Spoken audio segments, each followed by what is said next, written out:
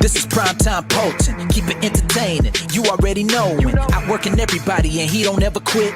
Talking about plenty comics like Graveyard Shift, Sea Dogs, Viking Whoop, US Assassin. Doing just what he loves, this is his passion. Bring more value to your dollar, no I'm not frontin'. That's how just a writer became a moral compass. This is primetime Poulton, this is primetime Poulton, let's go.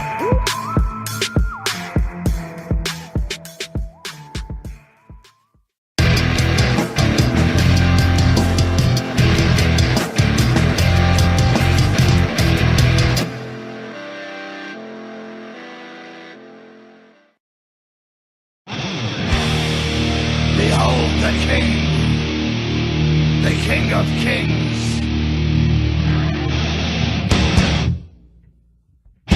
On your knees, dog.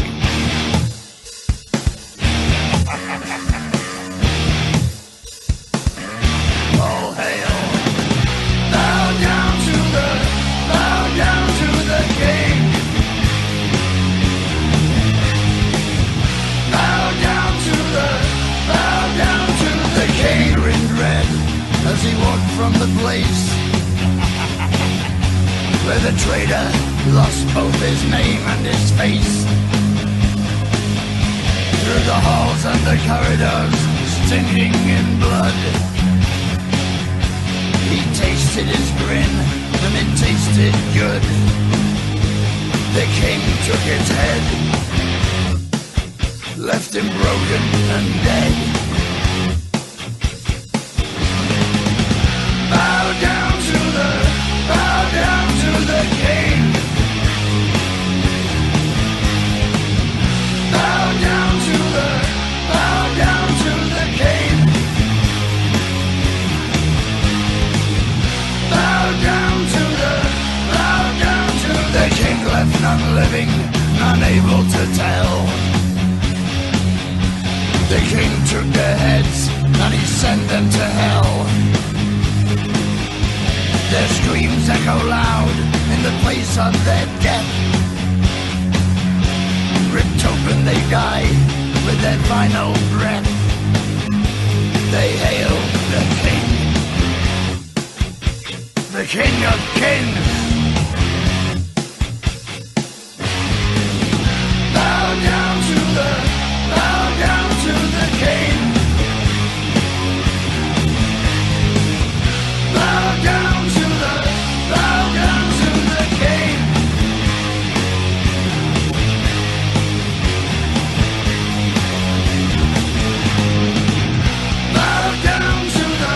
Bow down to the king. Into the dirt. His will be done. Now feel your fear. There can be only one. Bow down. Bow down. Bow down. Bow down. Bow down to the. Bow down. Bow down to the king. Bow down. Bow down. Bow down. Bow down. The king is here.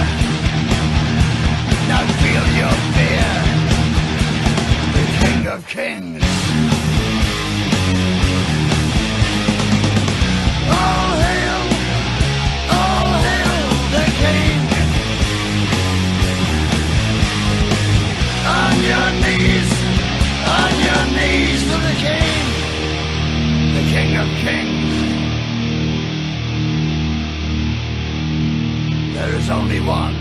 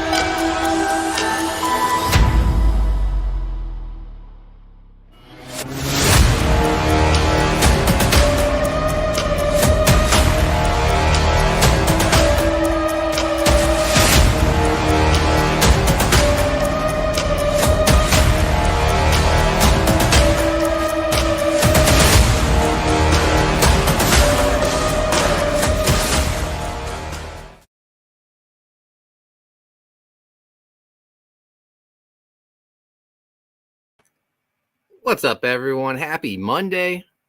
It's the Moral Compass. Poppy, and this is the Writhe Payne Horror Movie Club, episode 41. Today we're talking Creepshow 2. Joining me, Dexter Weeks. What's up, Dex? What's going on, everyone? That's a hell of an intro, Mark. Should I be bowing down before you, or like The Fulfillment King? Come on, man. I needed a bigger intro. Yeah, man, a grand entrance. That was kick ass, brother. Thank you. Well deserved. And we got third man joining us, Enrico Botta. What's up, Enrico? Hey, Mark. Hey, Dex. Hey, everybody. How's it going? It's going, man. I'm the last week at the old house. I got bare bones set up. I don't even have my lights or my sunglasses here, so I had to find my old primetime sunglasses. Those are good ones. Yeah.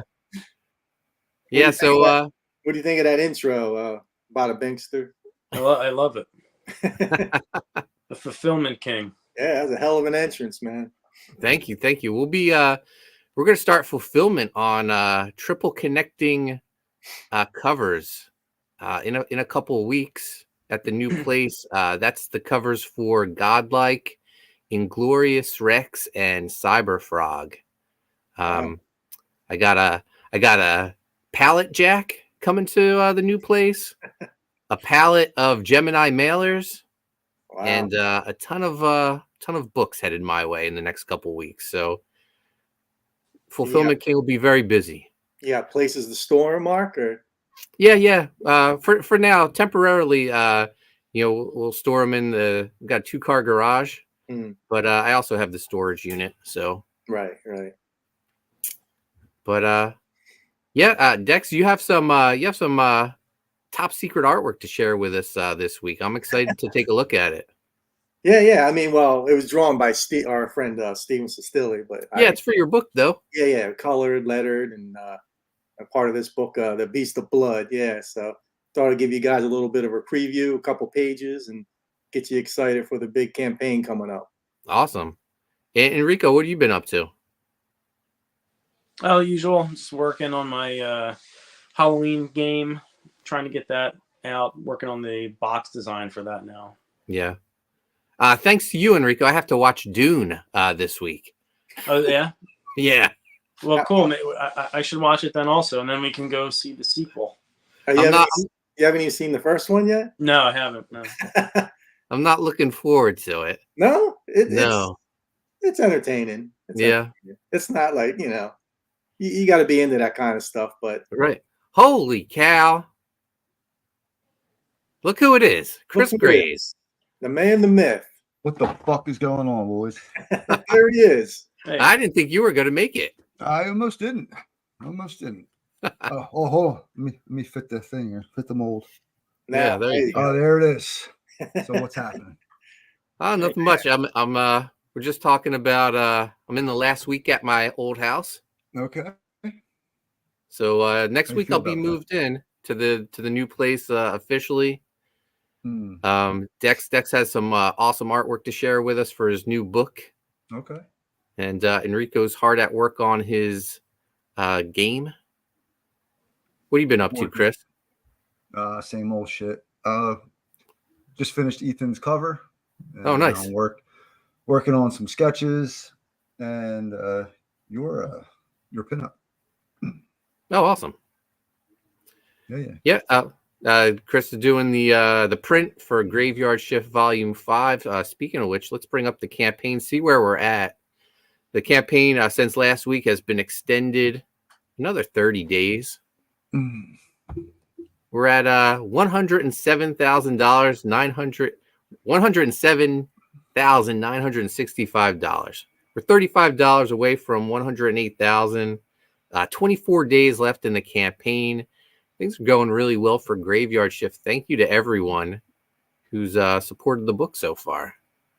And last week at $80,000, Chris's print was unlocked. Awesome. So, Chris is hard at work on it. Can you tell us anything about it? I think the characters have already been revealed. Lady Shoggoth and Killer 99. Correct. Yeah, I think that's actually in the. Yeah, it's on the page. On the page, right? Yep. Yep. Man, I don't know. John's quirky about that, so I'm not going to divulge too much. It's cool and it's violent. It's gory, just like something you'd expect out of Graveyard Shift, and it should be fun, man. It should be cool. Awesome. Yeah. Can't wait to see it. Yeah. And also on Fund My Comic right now, we got U.S. Assassin 4. I'll share that briefly. And guys, don't forget, go sign up for Writhe Payne Book 2. I'll let Chris pitch it. Oh yeah, man. It's He's hard at work. a modern day witch hunter trapped in a cursed suit of armor teams up with his daughter who has newly discovered witch powers, and they fight the servants of heaven and hell to fucking save humanity, man. So it's well done, Chris. Well done. Nailed it. He nailed it. He thought he had me. No, I remember you told me you had a little helper for it. And it's cool, man. It's Mark already talked about like what the first or the opening scene is going to be. I'm excited to draw it, so it's going to be fun. Yeah, we'll have to have a couple more brainstorming sessions, and I'll get started on the script. I just finished up edits and just a few little rewrites for Reaper Destroyer. I'm excited for people to see that. That book looks insane, incredible. I think everyone's going to love it when they get it. Oh, I'm sure it looks amazing.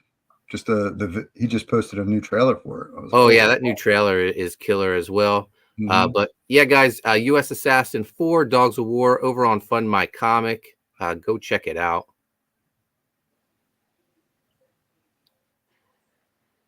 All right, let's I've been neglecting the chat. Of course, first up, as always,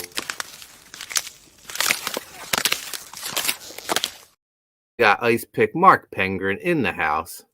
The man. Must rush home after work for this.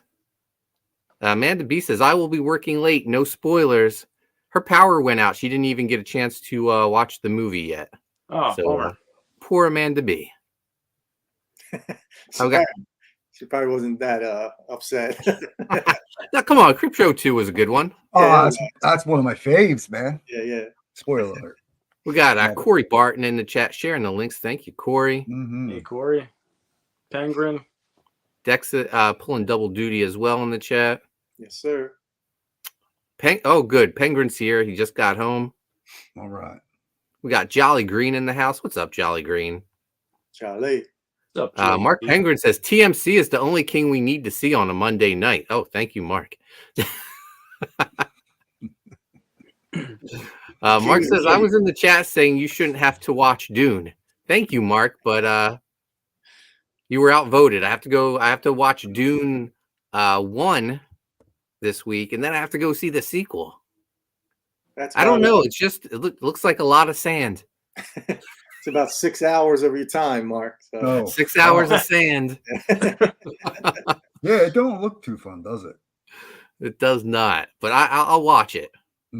I really liked it, Mark. So yeah, I like them both. So we're still doing the chat, cinematically, right? It's very, very well done. We got Phil Diaz in the house. What's up, Phil? You want to talk about real quick? And we can get into it in a minute. You want to talk about not fun? Holy fuck, was Roadhouse terrible? I heard you. I watched it on John's channel a little bit. Other people were saying it was great. Oh, come on! I think it's gotta be. Oh my! I thought it was a lot of fun. Roadhouse. It was a throwback to those what? old it was a throwback to like those old '90s action movies that made you believe that it was actually possible to go beat up 7 bikers in a bar and then go hook up with the supermodel girlfriend all while looking like a goober. Yeah, it sucked. Holy shit! Like they tried to. I don't know what they tried to do with these fight scenes. I'll give them this. I appreciate the camera angles and trying to do something cool with that.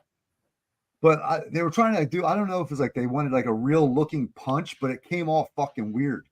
And they're trying to do this MMA style of fighting in this fucking shit. Oh, I don't know, man.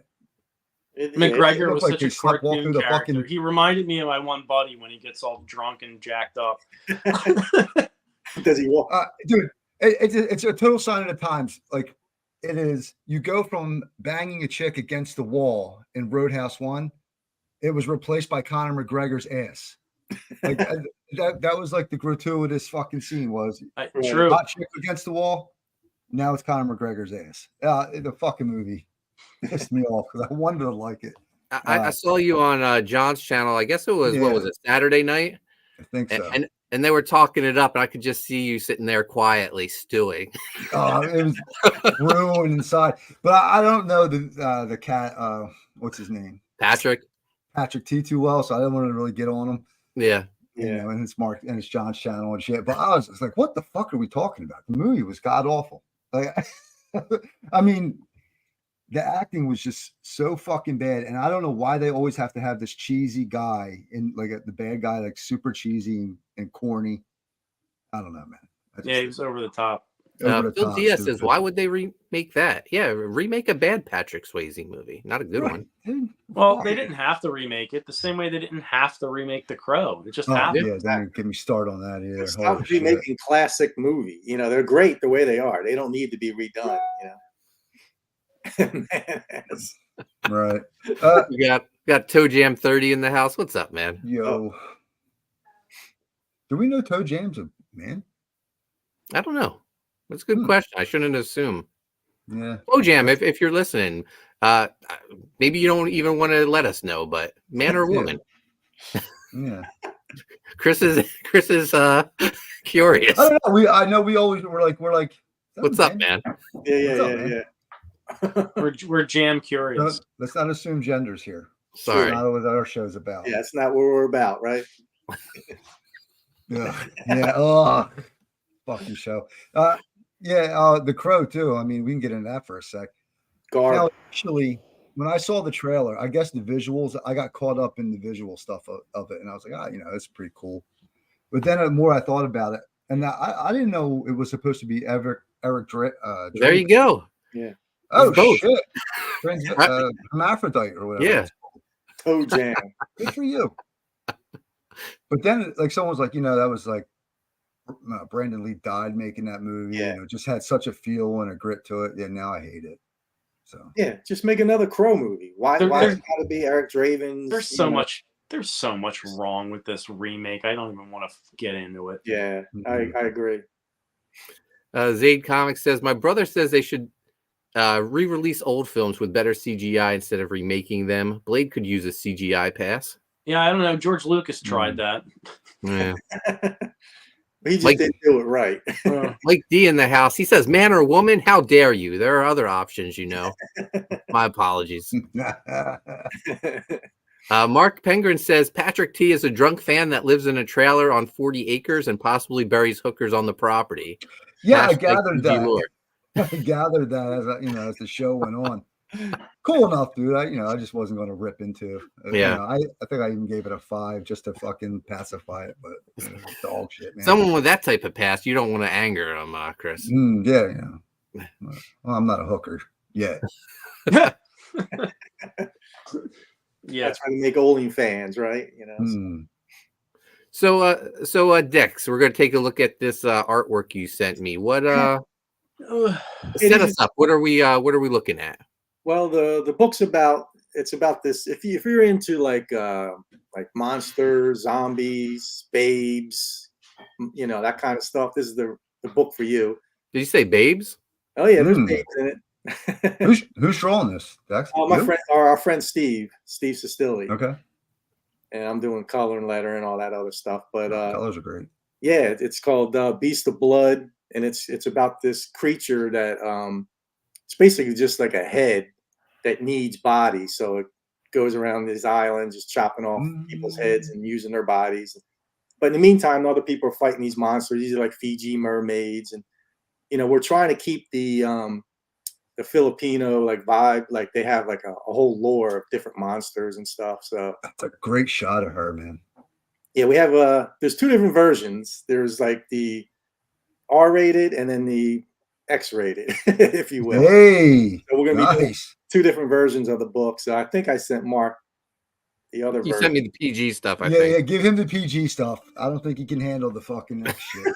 Well, I mean, I covered it up, Mark, because I know, you Yeah. might not be able to Put show. a pasty Yeah. on that titty. There is some pasties, but we have 2 versions, and yeah, it's gonna be cool. Right Like on I said, cue. if you like monsters, babes, Fuck zombie yeah. stuff, yeah. Yeah, the Yeah, vibe we're trying to get is like there's like an old men's adventure magazines, like in the old days. Yeah. I know I'm showing Yep. my age, but that's what we're kind of going for, that kind of stuff. So, but yeah, it should be coming out soon, and Nice. we'll see where it goes. Great colors, man. It fits in with the vibe too. That for today's show, Creepshow 2. So Sure. good.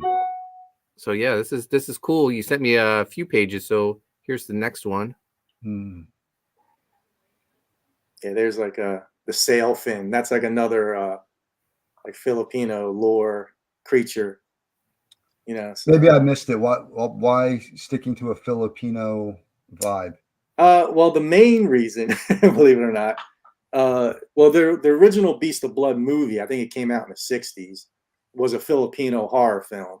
Okay. And we're working with Brian Usna, I don't know if I told you before, who did like Reanimator and like From Beyond. He wants to direct this movie.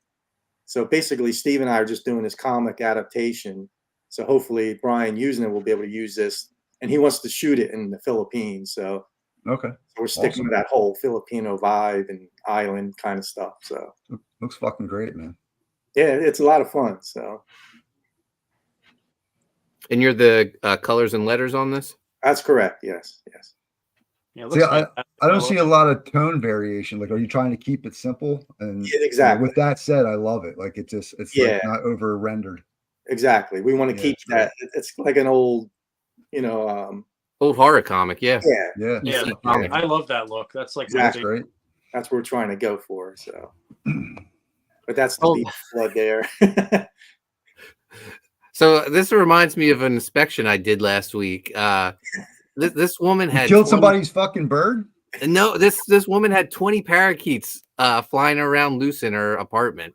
I had to like quickly slam the door when I went in because they were swooping. Oh, were they shitting everywhere? Flying around and shit.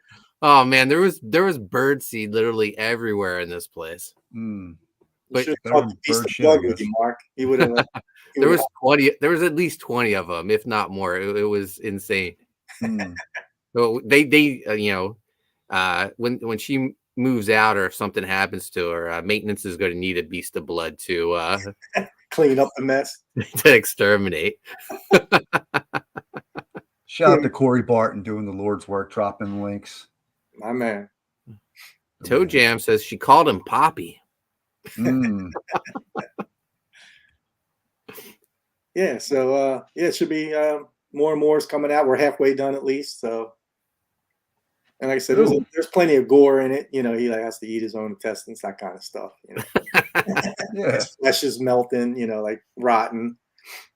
So, looks awesome, Dex. Yeah, it's gonna be cool. Appreciate it. Now, when can we back? Well, already? You got to talk to the king because the king's going to be helping us put it together, right? So. Oh, okay. You gotta Mark fucking stuck his fingers in this one too, huh? They don't call him the king for nothing. So. Nah, that's awesome, man. Good hands. Yeah, the king needs his piece of of everything. Mark Penguin says fire. I appreciate it. Yeah, Dex. We'll have to get together and figure out when you guys want to launch this. Definitely. We'll keep you guys. Kickstarter or indie or Fund My Comic. Have you decided? I think. What's that? Oh, what platform? What platform? Yeah. I think we're doing Indiegogo, aren't we? Or.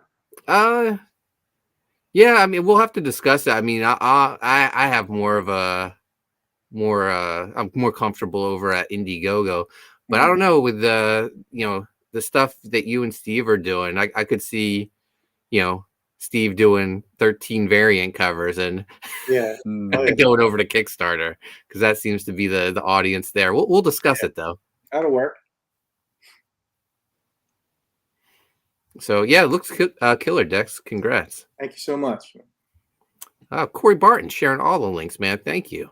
Even the Graveyard Shift merch store. Get your U.S. Assassin shirts, Graveyard Shift shirts. You can even get a Moral Compass t-shirt. Wear it to Chicago, man. Oh, shit. Corey says, looks like a classic creepy comic. Yeah, that's what we're going for. So, when is the C2E2, Mark? That coming up? End of April. The 20. I want to say 26th, 27th, 28th.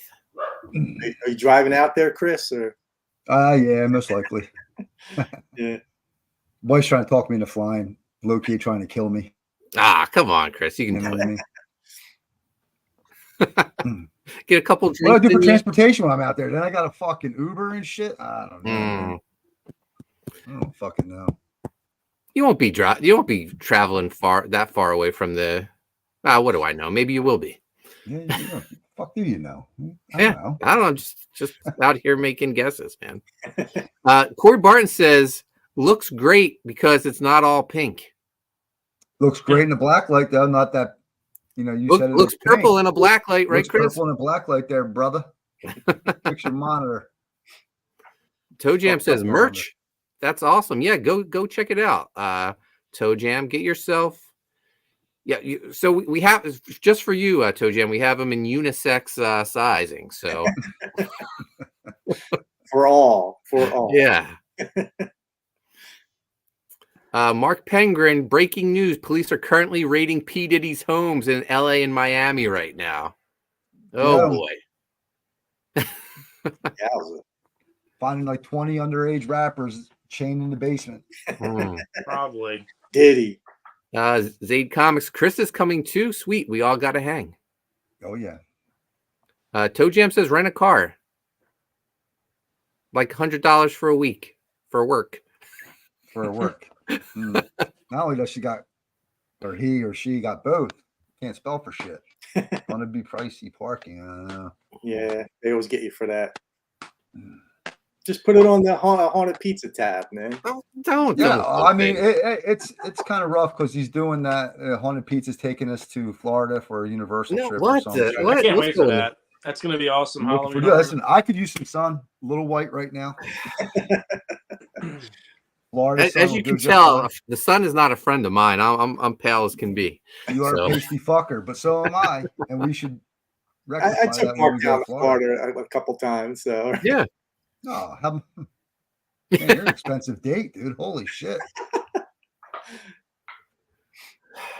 Dex takes care of me. What can I say? Yeah. Oh, as long as you took care of him too.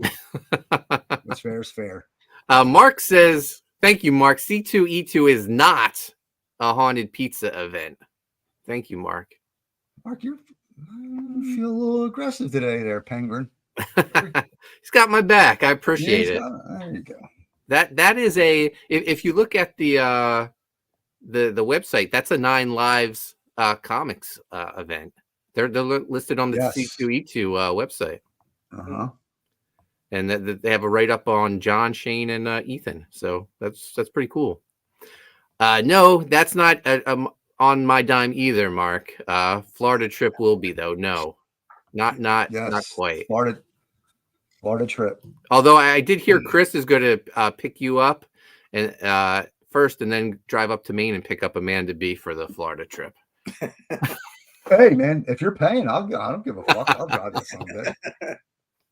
Hey, it's only $100 of work for a rent car. There you go. No work. Yeah. Oh, shit. All right, Creepshow 2. We watched it. Chris, did you watch Thumbs it? Up. I've seen that movie a million times, but 30 years ago you watched it? No, I probably. That's one of those movies you put on like when you're drawing and you need background noise. It's that and Return of the Dead. Something I watch like all the time. Yeah, I think it's the first time I've seen it since the 80s. So it started coming back to me though. I remember seeing the newspaper truck coming down the street, and I was like, "Oh yeah, the creep opens up the bag." Yeah, good old Savini, man. Yeah, it was Tom Savini in makeup there. That's awesome. Not his voice though. That was not his voice. It was another actor doing ADR over Tom Savini in the makeup. That's right. Yeah. I want to fast forward real quick. How fucking 80s is it, right? When that chick is laying there on the dock with this fucking man-eating sludge, and that dude has to play with some titties. I know. Oh yeah, for sure. Yeah, don't get more. And I'll tell you, that's the creepiest fucking scene, dude. When her face turns and it's like doing that whole pull on her face. Yeah. Now I remember when I was a kid watching that, I'm semi-erect, and then that happens. It just totally you feel funny. It's like it's a different feeling there. So I don't know, man. That's a great scene. Yeah, when the first girl dies. Was it when the other girl dies? Mm.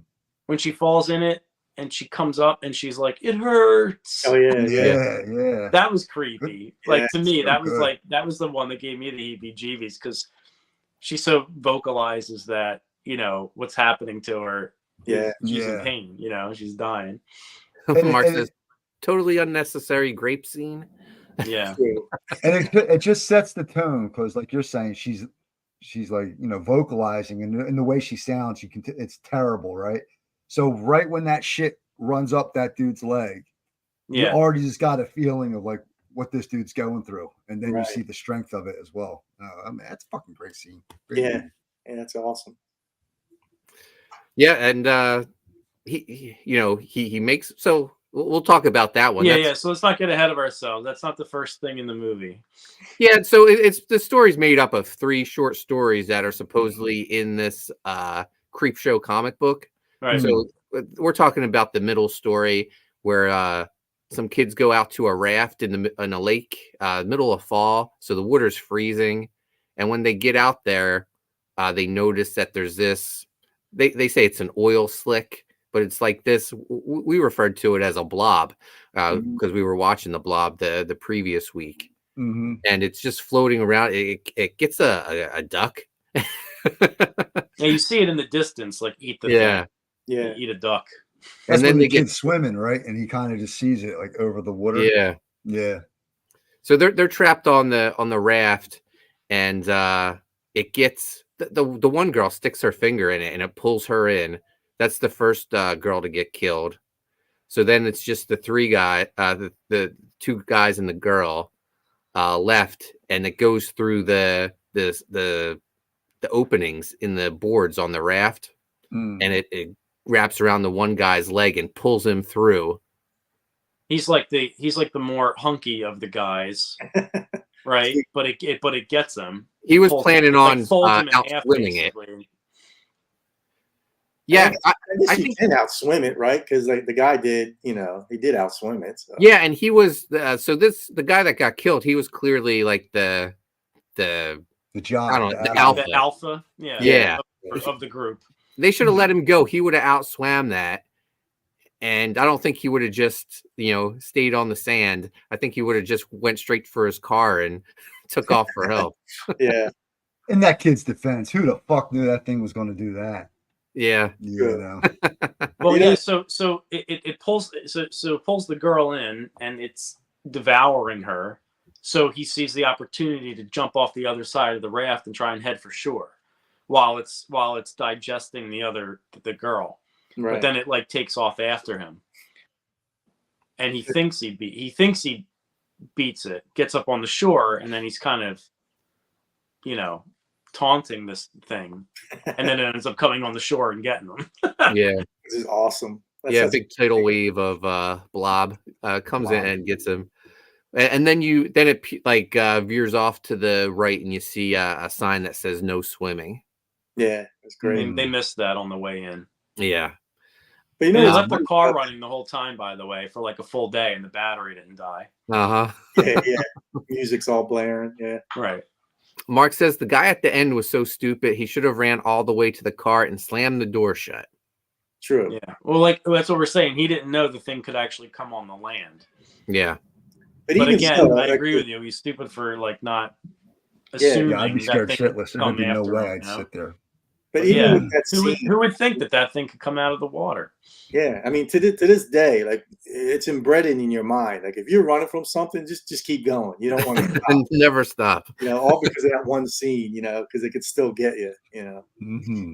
So going back to the beginning of the movie, the kid gets the new delivery of Creepshow comic books from the Creep, and he opens it up. It switches from live action to animated now that the kid has the comic book, and then goes back to live action whenever they go into a short. So I thought that was pretty cool. That was pretty cutting edge, I thought, for the times. The animation, the animation kind of strings the stories together. So in the first one, you sort of had like the little comic book pages open up, and then it would go to the next one, and this one had the animation, right? And the animation was like his own little story too, right? Yeah, it was like, yeah. So it's the kid who gets the comic books, and he's like bullied, and he orders these Venus flytrap bulbs. They eat meat.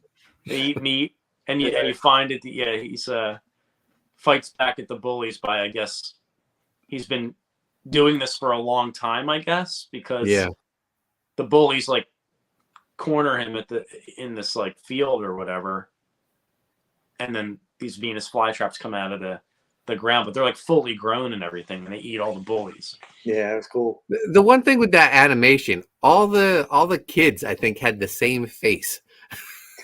Yeah, well, it's definitely the same artist. Yeah, so it was. It reminded me of like a budget Don Bluth in a way. You know, got that vibe too, but I don't think it was him though. No, it was definitely a budget version of that. Yeah. I think it should have been a little bit more of an edgy animation, but I guess that's like back then. Yeah, I mean, you're talking budget. You're talking 30 years ago, this movie or something. So, yeah.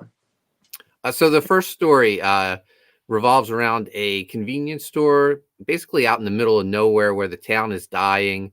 All the businesses have moved away, and it's just really this one guy who won't abandon the town because he's that store's putting girls through school, paid for his house, give him a comfortable living. And he doesn't want to abandon these people who are on hard times now. Basically, he's just, letting them take product for no money with the promise that they'll pay him back when because he feels he took from the town when it was thriving, right? Yeah. So and he also is a keeper of an artifact from the town. Yeah. So he has this big wooden Indian in the front of a chief, and that tribe lives in the town. Their leader comes to the store one day, and he says, "I know, like, we owe you all this money. We want you to hold on to these valuable artifacts, worth probably like $10,000." And you hold on to this until we have the money to pay you. If we don't have the money to pay you, you get to keep them. And the store owner's like, "No, I can't do that." And he was like, "No, you'd be insulting me." He goes, this shows that we're borrowing, not begging, and not begging. Yeah, right.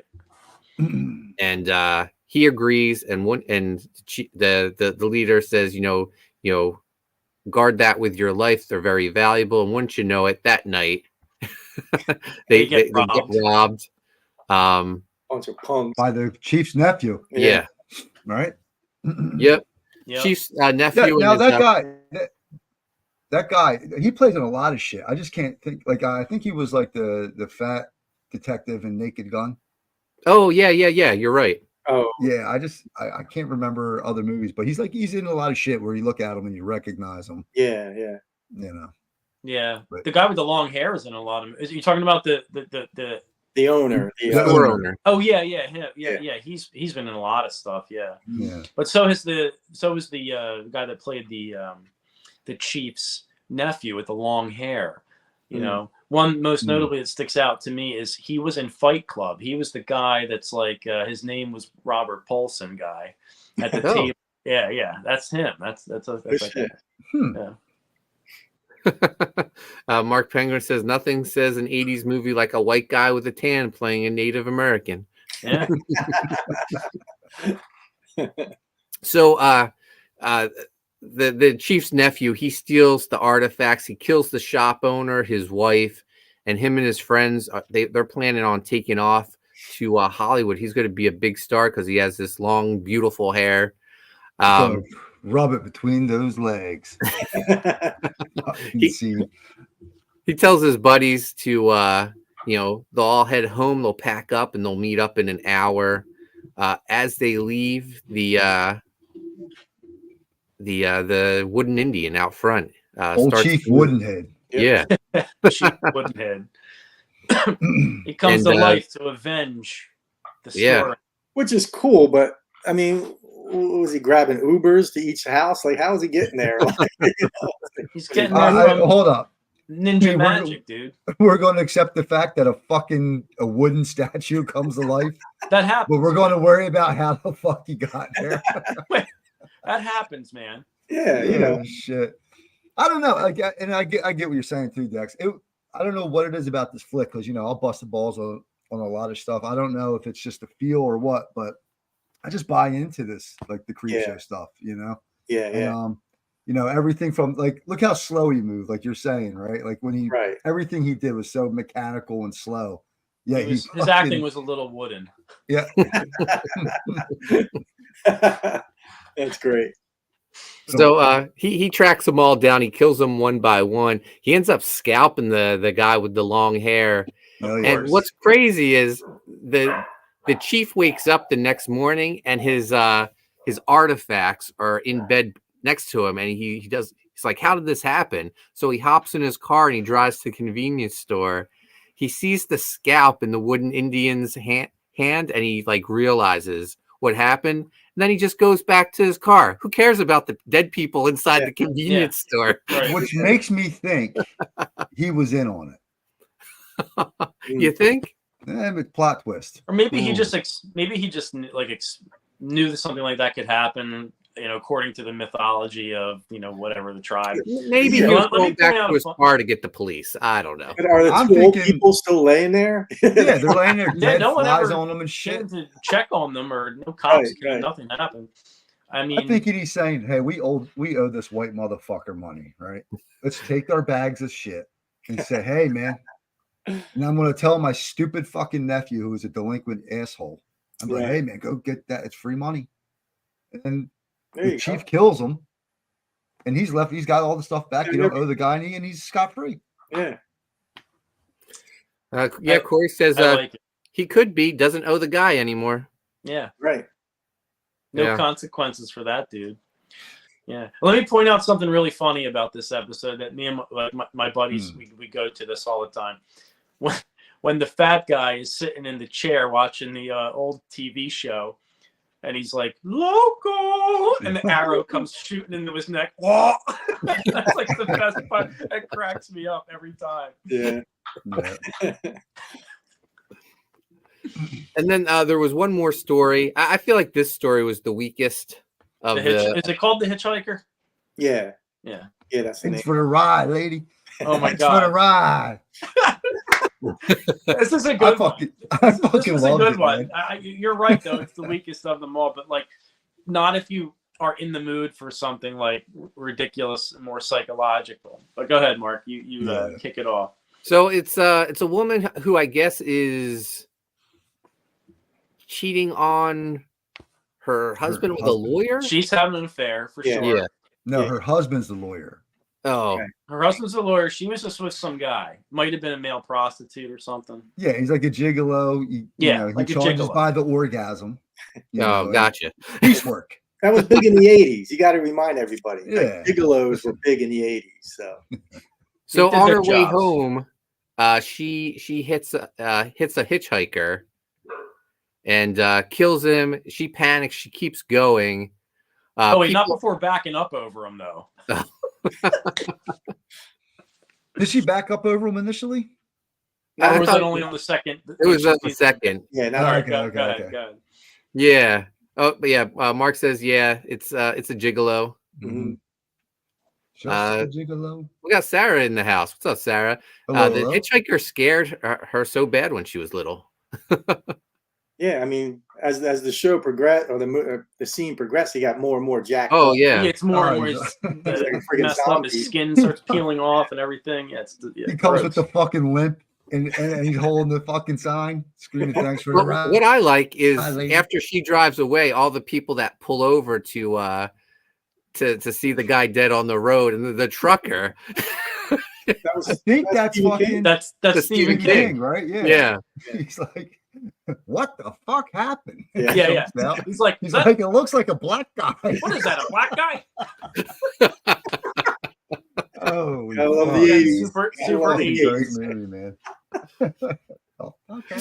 So she's heading home, and she keeps like talking to herself. Can she live with this? Can she live with this? And then she keeps seeing the hitchhiker, like in the corner of her eye, in her mirror, and he knocks on the door a couple of times and thanks her for the ride, and she's freaking out. So yeah, what she does, she ends up hitting him again, and then backs the car over him, thinking she's finally done with him. And But we missed an important part. Like, why didn't she stop in the first place and keep going? It wasn't just out of,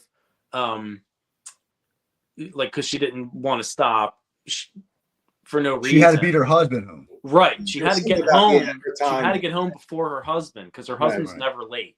Right. So she Yeah, had to beat tonight, the husband because- home so the husband wouldn't know. And the husband's the guy. Oh well, I got Mark explain it. Go ahead. Mark says, and the other guy just so happens to be the woman's husband. Right, The guy right. that Well, that's what I was stops getting and to. finds The guy that it. stops. Exactly, Mark. Yeah. So the guy that stops to inspect the hitchhiker that got hit is the woman's husband. Correct. Yeah. So I don't know. I guess the more we talk about it, it is pretty good. I still think it's probably the weakest of the three. Hmm. But also, did any of that happen, or was that all happening in her head? Well, Creepshow. because it it had could to have have been happened because he finds her at the end, right? The husband does. Yeah, she had the sign on her. She's got the sign on it, Yeah. like so. And at that point, I'm assuming you're seeing it through his eyes, like you're with him now. Yeah. Right, right. He's discovering that mess. I mean, that's never going to come out. You know. No. So Yeah, so but that's she's in the garage and like that beat up, bloody pulp of a head just pops out of the bottom of the car. I like that That last definitely shot. scared me when I was He's like on her neck, and you see his tongue. He's all like, It was Yeah, like, oh my yeah, God, it's so it was so gross. good, and then, man. but watching it back now, it's kind of like laughable. But when yeah, when I'm watching this when I'm a kid, like it Oh, was yeah. terrifying. Yeah. absolutely, absolutely, yeah. Yeah, so then it goes back to the kid with the comic that ties this in together. We talked about it a little bit, but he's on the run from bullies. They took his package from him at one point, and the bully stomped on it. He said, "What are these pansies?" Do you like his spurs, Mark? His little spurs? Yeah, Yeah, yeah, wearing the a bully cowboy wearing boots and the cowboy boots and spurs. So they chase him on his bike all the way to this field, and he's trapped them because those bulbs were growing Venus flytraps, apparently giant ones, because 3-4 huge ones come out from over the hills, and they start eating the bullies. The biggest bully, he fights back. He's able to pry the mouth open of the one Venus flytrap, but it gets them in the end. And yeah, these Venus flytraps eat meat. They eat meat. One thing I didn't know is that there was a Creepshow 3. I never. Oh God! Don't even fucking Yeah, watch just it. avoid it Yeah. at all costs. Yeah, A cost. Because that was There's the a couple. Wait a recommendation. minute, it's bad, but there's a couple gems of little lines in there that are ridiculous. They got Yeah. I mean, my honest opinion, I'm a huge Creepshow fan, Mark. Like, I love the original. You know, I got my little Creepshow, Bernie Wrightson book, Yeah. sticker, So good. But I love the first one. The first one, to me, it's in my top 5. Second one holds up, but by the time the third one comes, I'm sorry, Rika. That's I don't even know. Oh no, what the third fuck one's they're- terrible, bro. Terrible. Yeah. I'm just It don't saying. even have There's the a same couple vibe. funny lines in there, but like it's not worth even watching for those. But they're pretty funny. Oh God, Creepshow one's so fucking good too. Creepshow one's good. I have that same Bernie Wrightson book. I love that book, and it's great. I have the album on vinyl, the soundtrack. Yeah, me too. Yeah, cool. My cake. Yeah, from Waxwork Records. It's awesome. Really cool. Yeah. Ted Danson in that. That's what kind of killed me. Fucking bury him. Oh yeah. Sorry, Chris. That's what killed me with the second one, because like the music, like you said, Enrico, in the first one is phenomenal. It's very memorable. It's very scary. Like the music didn't seem scary in the second one. It was like almost like party music or something. I don't know. It was weird. Even like when she's driving around, the guy hanging on the car, the music just sounded odd. It wasn't scary. They could have. Yeah, it wasn't really the same. Yeah. Didn't have the same feel. Now it was directed by the cinematographer of the first one. Is that correct? That I'm not sure.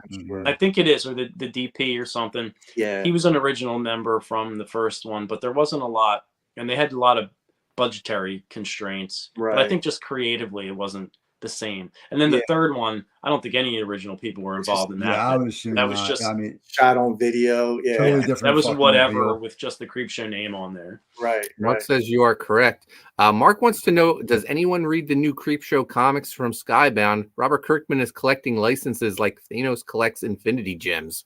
Yeah, I have some of them. I like them. There's a few pretty good little short stories in there. Yeah. Oh, cool. I did just get in my Skybound Dracula comics though.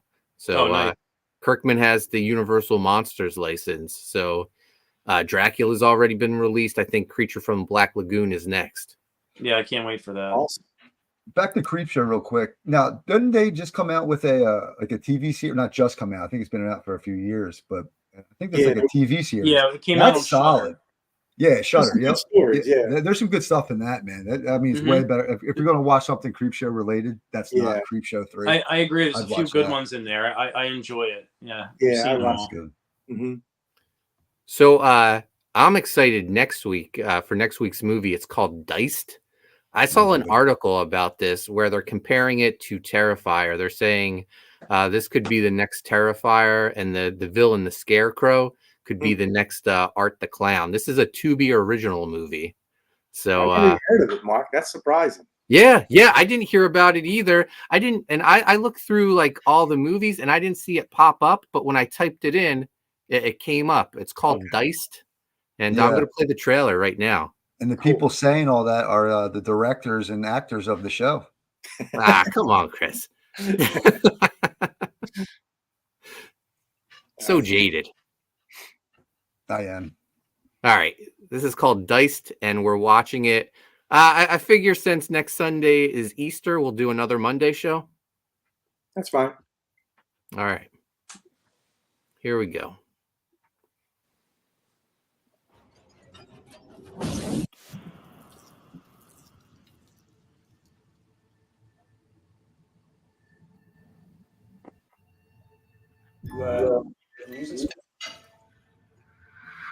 Watch the news? No. Some guy was murdered last night, just a few blocks from here. Someone snuck into the back door of his house. What? The killer hasn't been caught. His wife came home and found him knifed to death in the bathroom. The guy still listed their knives in the guy's Halloween costume. His Halloween costume?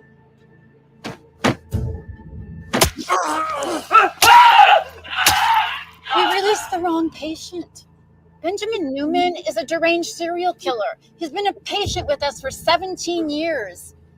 We have to destroy any evidence of Benjamin Newman being at this hospital. No, now I feel like I'm morally obligated to figure out what happened to her. Dad, you always just said Mom just up and left us all, and now you're saying she might have been killed or abducted by some stalker you guys went to school with? Let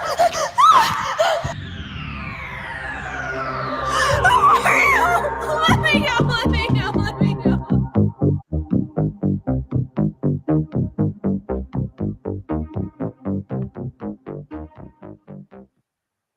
Come on, that's going to be great. Chris is going to have fun with that one. Look at his face. I mean, it still might be better acting than fucking Roadhouse. So I don't know. The Scarecrow looks cool though. I mean, I like. Yeah, I think it looks like an art ripoff with that. Yeah, though, right? yeah. Like they just let's do Art the Clown, but we'll put him in a Scarecrow. You're right. That's what it seems like. Yeah. I don't know. I think it's going to be great. Corey says, still think Art the Clown is cooler. Yeah, definitely. Of course. But, I mean, what did we know about Terrifier when that came out? We were probably like, what is this? Like when the sequel came out, we didn't even know about the first one, Dex. or All Hallows Eve, we had to yeah. that too. So. I don't know, but like, just, being serious about it. Like the minute you see this guy on the screen, you're just kind of like, right? But like, when you can tell it. You saw Art the Clown, you're like, holy fuck. Like it's a different response when you see him. Yeah. But there's a clear winner in design of the character. Yeah. Right. Yeah, I think the Scarecrow is still pretty cool. We'll give it a shot. Partly because it looks like Art the Clown. Yeah. Well, of course. Yeah. But I don't know. This is like 90s comics. I liked Liefeld, and then I liked all the clones of his artwork that came out afterwards. Yeah, yeah. So this is our first Terrifier clone. I wonder if he's going to shoot Batman with hallucinogenic gas in this one. That'd be badass. Corey says Mark likes everything except the Matrix. Yeah. Right. Corey's got a good memory. Mark just doesn't like the Matrix because he laments the fact that Brandon Lee was supposed to play Neo, and he can't get over that. I had no idea. Wait, you didn't know that? No. Oh, Bot's full of shit. No, it's the truth. Look it up. Really? Holy shit. Now you got me picturing like what that would have been like. I love Keanu Reeves though. I just don't like the Matrix movies. I don't know why. Yeah. Have you watched it recently? No. You were never a big sci-fi fan though, Mark. Not that I know of. Not really. It's I'm not a sci-fi guy either, but I love the Matrix. Oh, okay. Yeah. The first Matrix. I remember walking out of that theater, seeing the first Matrix, and my mind was blown. I mean, you've never seen anything like that. It was amazing. Yeah. The sequels were kind of whatever for me, but the first Matrix was great. It was no Johnny Mnemonic. No, it wasn't anything near that. So I love that too. So was Matrix the first one to do that 360 slow-mo bullshit? Yeah. Yeah, they pretty much invented it. They pioneered that. Yeah. Yeah. So I mean, just seeing that for the first time, you're like, yeah, it's pretty good. What the heck is this? So yeah, like that was a bullet time. That wasn't even a thing before they invented it. Yeah, that's right. Yeah, we could do a whole show on the Matrix. We could do a whole show on what would have happened if Brandon Lee would have lived. Yeah, because wild, man. I'll have to you look can that up. speculate so many things. Like he was, from what I understand, Brandon Lee was lined up to play Johnny Cage in Mortal Kombat. And he had a loose tie to the Matrix as it was in its early stages of development. Well, one day with AI, you'll get your Brandon Lee Matrix. Huh? One day with AI, you'll get your Brandon Lee Matrix. That would be amazing to see, because apparently when it was in development, they were writing it for him. And again, this is something I read and saw, like around and on the internet and stuff. So it's cool. Definitely legit as far as there's stuff to back it up, but who knows where that could have led. We could have seen Brandon Lee. We could have seen Brandon Lee as John Wick, because don't forget the director of John Wick, who is the stuntman that played him in The Crow. He's the stuntman that played Brandon Lee. They knew each other, right? So he played Eric Draven after Brandon Lee passed away. Right. And he was also Keanu Reeves' stunt double in The Matrix, and then he goes on to direct John Wick. Here's a question for you. Yeah. If Brandon Lee goes on to star in Matrix and John Wick, is he a bigger action star than his dad? Possibly. He could have been. I think that guy, I love Brandon Lee since back Showdown in Little Tokyo, right? Yeah. And then Rapid Fire. It's like with Dolph Lundgren. And then Rapid Fire. I was obsessed with that Rapid Fire movie. And then when The Crow came out, I knew about The Crow because of Brandon Lee before I even picked up the comic, honestly. Yeah. So I was a big fan of his. I think that would have propelled him into like mega stardom. I think he would have just been one of those faces Leonardo DiCaprio, Brad Pitt, whatever. Here's Rock, another he would have just question. been in that camp. Yeah, he had a great look, but he still had his father's like that charisma and all that. You know, yeah, it would have carried well. And he was a Here's real another life question. badass. I mean, he subdued like a burglar that broke into his house and Right. you know, Yeah.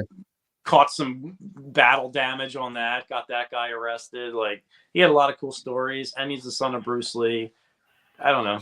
So if Brandon had lived, do you think they would have went with a new crow in every movie, or would they have just kept his crow going in? They would have just kept him because towards the end of that movie, it was said that they were supposed to have 3 of them lined up in the pipe, right? Yeah, So I remember that. It was supposed to be 4 Crow movies.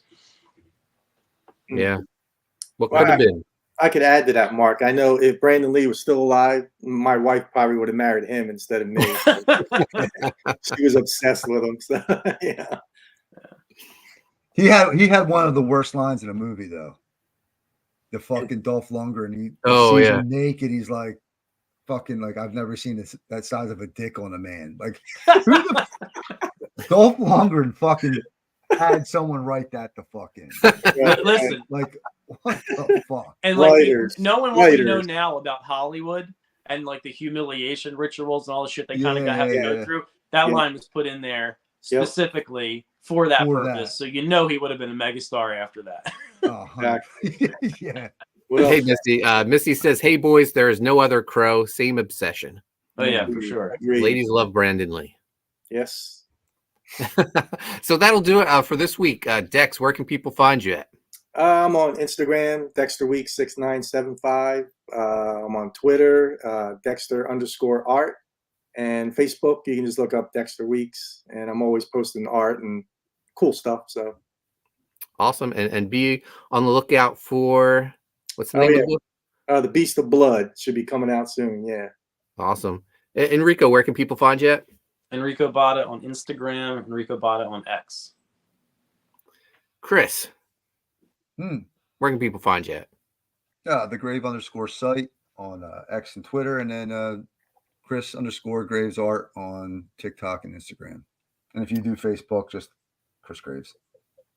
Guys, you can find me on X and Instagram at Koni Waves. U.S. Assassins on Fund My Comic right now. Graveyard Shift Volume 5 is over on Indiegogo. Writhe Payne Book 2 sign up is over on Indiegogo as well. About 40 packages left to ship out.